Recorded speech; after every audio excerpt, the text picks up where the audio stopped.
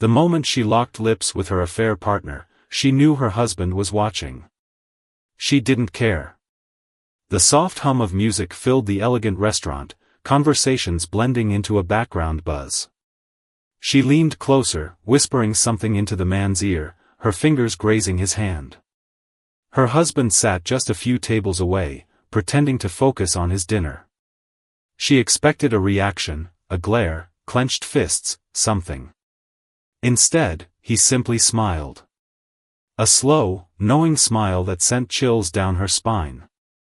It wasn't a smile of hurt. It wasn't a smile of anger. It was something far worse, certainty. For the first time in months, doubt crept into her mind. Had she miscalculated? She had been so sure he would never leave her. They had built a life together, a home, a marriage, stability. He adored her, doted on her, gave her the life she always wanted. She convinced herself he was too weak, too comfortable, too in love to ever walk away. That's why she never hid her affair. She wanted to see how far she could push him. But that smile told her he knew something she didn't. Her affair partner squeezed her hand, oblivious to the sudden wave of anxiety washing over her. "Relax," he murmured. "He's not going to do anything." She wanted to believe that. But something in her husband's eyes made her uneasy. Back home, the unease grew stronger. Her husband acted as if nothing had happened. No accusations, no confrontation, no cold silence, just calm, polite indifference. He kissed her cheek, told her good night, and went to bed as if it was just another ordinary evening. She lay awake for hours, staring at the ceiling. Why wasn't he angry? Why wasn't he hurt? By morning, her doubts had turned into paranoia. She checked his phone, no messages. No calls. No sudden changes in his schedule. He was still going to work, still keeping up his routine, still acting completely normal. But something was off. Something was very, very wrong. And then, the first sign appeared. A neatly folded envelope, resting on the kitchen counter. She hesitated before picking it up, her fingers trembling slightly. The handwriting was unmistakable, his. Inside, a single sheet of paper. As her eyes scanned the first few lines, her breath caught in her throat. Her entire world shifted in an instant. And for the first time since this all began, she felt fear. She swallowed hard, staring at the neatly folded letter in her shaking hands. It was short. Too short. "I know everything. No need for a conversation. You'll see soon enough." That was it. No accusations, no pleas, no anger. Just a cold, final message. Her chest tightened. This wasn't the reaction she expected. He wasn't crying, yelling, or demanding explanations. He wasn't fighting for her. He was letting go. She rushed to the bedroom, hoping to find him still in bed, but the sheets were already smoothed over, he was gone. Her mind raced. Maybe he just needed time to cool off. Maybe he was at work, pretending nothing happened. That's what he had been doing so far, right? She grabbed her phone and dialed his number. It rang twice before going straight to voicemail. Panic settled in. She called again. No answer. Then she tried texting. "Where are you? We need to talk. Read." No reply. Her fingers hovered over the screen. Should she apologize? No, he wouldn't believe it. She wasn't even sure she was sorry. She still wasn't convinced he would actually leave. He was just playing a game. He had to be. But then, something strange started happening. At work, she felt the shift immediately. People stared at her, whispered in hushed voices when she walked by. She had always been confident, always had control. But today, something was different. Her boss, a man who had always treated her with respect, barely looked at her when she stepped into his office. "I need to see you," he said, his tone clipped. She braced herself. "I'm sorry, but we're letting you go." She laughed, a short, nervous sound. "Letting me go? For what?" "We're downsizing," he said, but she could see the lie in his eyes. No. This wasn't downsizing. This was something else. Her job, the one she had secured through her husband's influence and connections, was suddenly gone. She tried to fight back. "I've been here for years." Her boss sighed. "Look, I don't know what's going on between you and your husband, but this is above me." Her blood ran cold. He knew. They all knew. Somehow, her husband had orchestrated this behind the scenes, pulling strings she never even realized he controlled. She stormed out of the office, head spinning. Her next thought? Her money. She rushed to the bank, standing impatiently as the teller typed away at the computer. Then, the words that shattered her reality. "I'm sorry, ma'am. Your account has been frozen." She blinked. "What? That's impossible. There's been a mistake." The teller shook his head. "You'll have to contact your husband. He's the primary holder." A chill ran down her spine. He had cut her off completely. This wasn't just a reaction. This was a plan. And she was only beginning to see just how deep it went. She stumbled out of the bank, her heartbeat thundering in her ears. This isn't happening. This isn't real. Her accounts, frozen. Her job, gone. Her phone buzzed. A message. She grabbed it with shaking hands. It wasn't from her husband. It was from her landlord. "Per our agreement, your lease has been terminated. You have 24 hours to vacate the premises." Her breath caught in her throat. No. No, no, no. She scrolled up, reading through the contract she had signed months ago. Her husband's name was on it. He had co-signed for everything, the house, the car, the utilities. He hadn't just left her. He had erased her. Panic surged through her veins.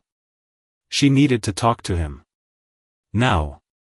She dialed his number. Straight to voicemail. She tried calling again. And again. Nothing. Her affair partner. That was the only other person she could turn to. She scrolled to his number and hit call. No answer. A knot formed in her stomach. He had always been there, always picked up. She tried again. Still nothing. She sent a text, "We need to talk. It's urgent. Read." No reply. Her pulse pounded in her ears. He's ignoring me. For the first time since this started, her confidence cracked. This wasn't a game anymore. She had thought she was in control, that she could do whatever she wanted and still have everything waiting for her at home. But her husband, he had been planning this all along. She needed answers. And she knew exactly where to find them. The drive home felt longer than ever. When she pulled into the driveway, she expected to see his car. It was gone. She raced to the front door, fumbling for her keys, but when she tried to unlock it, it wouldn't turn. The locks had been changed. Her chest tightened. She pounded on the door. "Open up." Silence. She tried the back door. Locked. She ran to the garage. Empty. Her fingers shook as she pulled out her phone. She had nothing. Nowhere to go. No one to call. She sank onto the front steps, the weight of everything crashing down on her. Then, a movement caught her eye. The mailbox. A single white envelope, placed neatly inside. With trembling hands, she pulled it out and tore it open. A single line. "You always thought I was weak. You never realized I was patient. Her stomach dropped. For the first time in her life, she knew true fear. She read the note over and over, the words searing into her mind like a brand. You always thought I was weak. You never realized I was patient. A cold shiver ran down her spine. Her husband had waited for this moment. While she was out flaunting her affair, convinced she was untouchable, he had been watching, planning, and waiting. And now, he was gone. Her stomach twisted as she stared at the locked door, the house that had been hers just yesterday, but was no longer hers today. She wasn't just locked out of her home. She had been erased from it. She had no job. No money. No support. And her affair partner, the man she thought she could run to, was nowhere to be found. Her hands shook as she dialed his number again. It rang once, then voicemail. She tried texting. Please. Call me. I need you. Read. No reply. Her breath hitched. He was ignoring her. He was done with her. Tears pricked at the corners of her eyes. She had thrown away a man who had loved her unconditionally, believing she could always have something better, more exciting. Now, she had nothing. She spent the night in her car. The luxury seats that once felt like comfort now felt like a cage. She barely slept. Every noise outside startled her. The cold air bit at her skin. Her phone battery was draining, and without access to money, she had no way to charge it. The next morning, she dragged herself to her sister's house. Her sister opened the door, arms crossed. The look in her eyes said everything. I heard, she said simply. Her chest tightened. Please, I just need. I don't want to get involved. Her voice cracked. You're my sister. Her sister sighed. And he was my brother-in-law. The best man I've ever met. You destroyed him.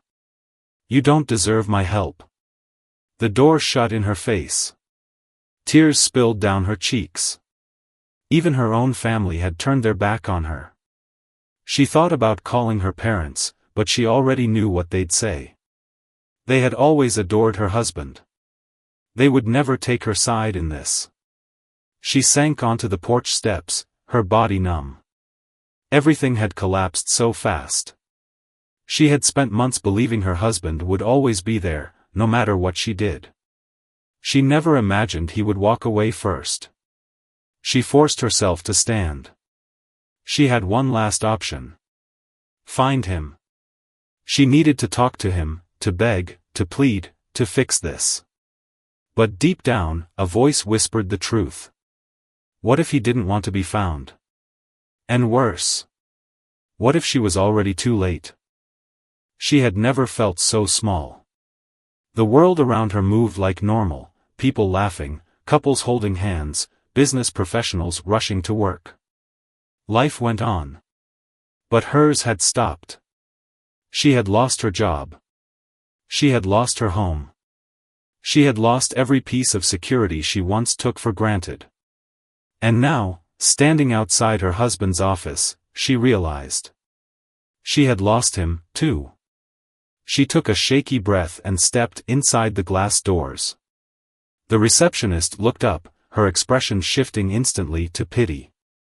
He's not here, she said before she could even ask. She gripped the counter. I just need to talk to him. The receptionist hesitated. He left early today. I don't think he wants to be found. Her throat tightened. She had never begged for anything in her life. But this was different. I don't have anywhere else to go, she whispered. The woman's gaze softened, but she still shook her head. I'm sorry. Tears burned in her eyes. She had done this to herself. She had been so sure of herself, so confident that she could cheat, lie, and humiliate her husband, and that he would still love her anyway. She was wrong. And now, for the first time, she saw just how deeply she had underestimated him. She drove aimlessly for hours. She checked her phone obsessively, waiting for any response from her husband, her affair partner, anyone. But the messages sat unread. The calls went unanswered. She was alone. The city lights blurred as she pulled into a gas station, gripping the steering wheel so hard her knuckles turned white. What do I do now? She had always thought she was in control. That she could play the game and still walk away on top. But her husband, he had played better. He had waited. He had been patient. And when the time was right, he had burned her entire life to the ground. That night, she tried one last time. She sat in her car outside their old house, staring at the windows, hoping, praying, that he would walk through the door. She just needed one chance. But he never came. Instead, the porch light flickered on, and she saw something that made her stomach drop. A moving truck. Her hands clenched into fists. He was leaving for good. And for the first time, the truth hit her like a freight train. He wasn't coming back. She had lost everything. And this time, no one was going to save her. She sat frozen in her car, staring at the moving truck in the driveway. The realization hit her like ice-cold water. This was it. Her husband wasn't just leaving the house, he was leaving her behind. Completely. For months, she had played her little game, certain that he would never walk away. That he loved her too much. That he was weak. But he wasn't weak. He was done. Her fingers trembled as she reached for the door handle. This is your last chance. Go inside. Talk to him. Fix this. She took a deep breath and stepped out of the car. As she approached the house, the front door swung open. And there he was. His face was unreadable, calm, composed, like he had already moved on. For the first time since this all began, she felt small. Powerless. She opened her mouth to speak, but no words came. He didn't say anything either. Instead, he simply looked at her for a long, heavy moment before turning his back and stepping inside. Her heart pounded in her chest. She had to say something. Anything. She rushed up the steps, calling after him. Wait. He stopped but didn't turn around. She swallowed the lump in her throat. Can we talk? Silence. She tried again. I didn't mean for it to. I don't care. His voice was steady, emotionless. Her stomach dropped. But You made your choice. He finally turned to face her. I made mine. She searched his face for any sign of hesitation, any sign that he still loved her. Nothing. He wasn't angry. He wasn't bitter. He was just done. And somehow, that was worse. She followed him inside, desperation clawing at her chest. I made a mistake, she whispered. I never thought. That's the problem. His voice was quiet, but firm. You never thought. She blinked, stunned. He continued, finally saying the words she had been dreading. You thought you could do whatever you wanted, and I'd still be here. You thought I'd beg, cry, chase after you. But you never understood me at all. She felt a lump rising in her throat. I loved you. His voice softened, and for a moment, she thought there was still hope. But then he added, past tense. Her heart dropped. No. No, no, no. He took a deep breath and shook his head. You're not sorry you hurt me. You're sorry you lost. Tears welled in her eyes. I can fix this. He let out a bitter chuckle. No, you can't. And then he did the one thing she never expected. He walked away. Without another word, he turned his back on her and stepped outside. This time, he didn't stop. She stood there, stunned, watching as the moving truck pulled away, taking her old life with it. The door shut behind her. And just like that, it was over. For the first time, she understood the true weight of her choices. She had played her little game. And she had lost. She stood there, staring at the empty driveway, her body numb. It was over. Her husband was gone. The house, the life they built, was no longer hers. The reality of it all sank in like a heavy weight pressing against her chest. For months, she had thought she was in control. That she could cheat, lie, and still keep everything the same. But she had underestimated him. He wasn't weak. He wasn't naive. He had simply been patient. And now, she was alone. She drove aimlessly for hours, her mind racing. Where could she go? What could she do? She pulled into a parking lot, gripping the steering wheel. She had no home, no job, no friends left. And worst of all, she had no one to blame but herself. She had wanted excitement, passion, something different.